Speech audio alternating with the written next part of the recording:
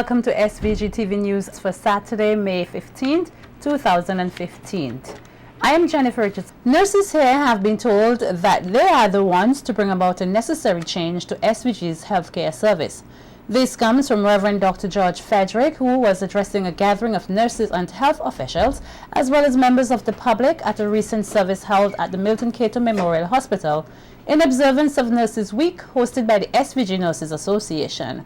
Reverend Frederick further advised the nurses not to wait for circumstances that will force them to take action of the situation. Reverend Frederick also used the opportunity to encourage those outside the nursing profession to make a positive change, whether it be in their personal life in respect to their health or their relationships. However, what we need to understand, change is a dynamic and it's happening all around us. Here's something to think about. If you don't change, the circumstances will change it. Amen. This is why you don't just take this topic as a courteous something to listen to.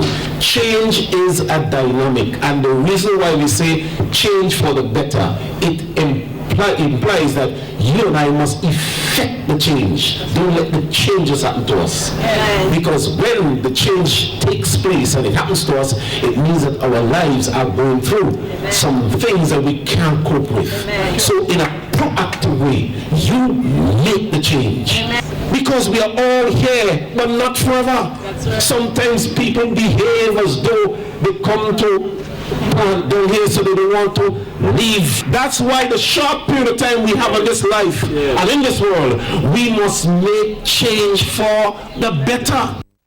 And the Chief Nursing Officer in the Ministry of Health, Peggy Silva, is encouraging persons to be more vocal in their support for the nurses of SVG. The Chief Nursing Officer is inviting members of the public to attend a Nurses Appreciation Service at 10 a.m. tomorrow at the Lourdes Deliverance Baptist Church as a way of showing appreciation and gratitude to the dedicated nurses of St. Vincent and the Grenadines. Appreciation in different ways, but Pastor and Mrs. Cupid went out of their way to go even above and beyond that in terms of publicly appreciating nurses, and that is very commendable. And I want to encourage others to come on board, even on International Nurses Day, which is the 12th of May every year. At least somebody, a business place, individually, come out and at least show your appreciation for the nurses. Say thank you. Or give a token, however they want to do it, but at least on that special day, they should do it all year round, but at least that special day, show appreciation for nurses. General Medical Practitioner Dr. Wayne Murray is advising persons, especially those with minor injuries, not to rush to the Milton Cato Memorial Hospital before being examined by a nurse or a doctor at the nearest health center.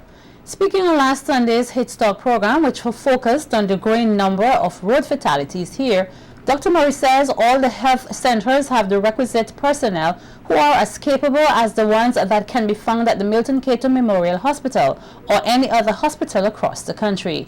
He says the doctors and nurses at the MCMH are usually occupied with the inpatients and are only able to assist those who have already been assessed, and that most times priority is given to only those who are considered critical.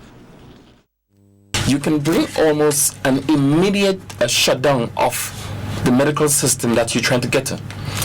It's not unusual that you see there's an accident and everyone takes it on themselves with their own transportation to get to the Milton Cato Memorial Hospital, which has a limited accident and emergency response. There's only so many physicians, there are only so many cubicles.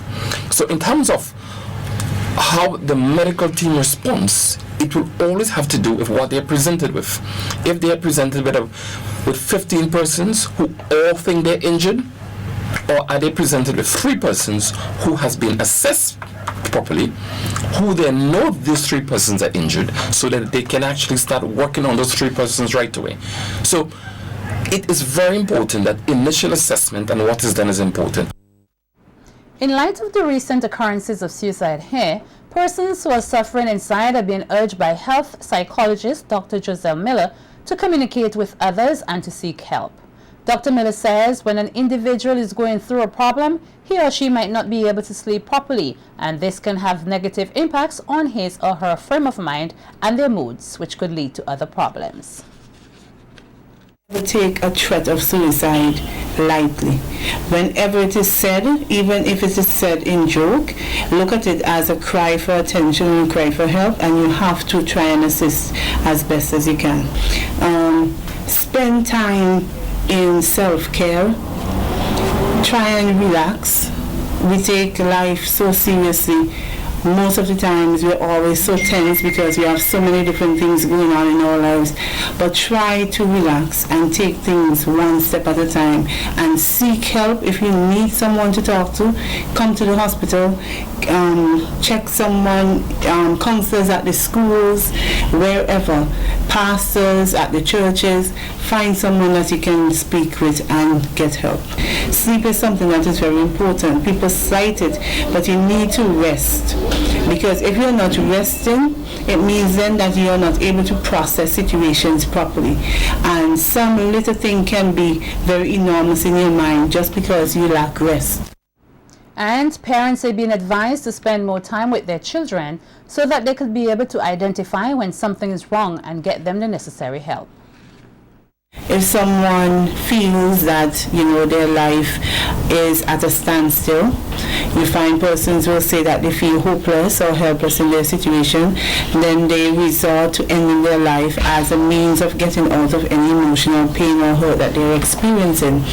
Now, the persons, the loved ones, and the support system around should pay attention to whether or not this individual has now isolated themselves. And parents, spend time with your children. You see any changes at all that you're not, it is not common, pay attention to what is happening. Take time, spend some family time, and talk. Just simply talk about things. A Pan Against Crime Gospel concert will take place this Sunday at the Richland Park Government School Hard Court. The event, which kicks off at 4:30 p.m., will include performances from the Police Band, the Mespo and New Dimension Steel Orchestras, the Police Christian Soldiers, Police Youth Clubs and the churches, and schools from across the community. Also, the opportunity will be used to launch the Richland Park Police Youth Club. Remarks will be delivered by Prime Minister Dr. Rav Gonsalves, Deputy Prime Minister and Area Representative Gerlin Miguel, and Commissioner of Police Michael Charles. The Pan Against Crime program, the brainchild of Prime Minister Dr. Rav Gonsalves, was implemented in several schools and community organizations across the country on February 20th, 2008. The initiative has taken a unique approach to fighting crime by helping young people in the country turn toward a life of music by learning how to play the steel pan.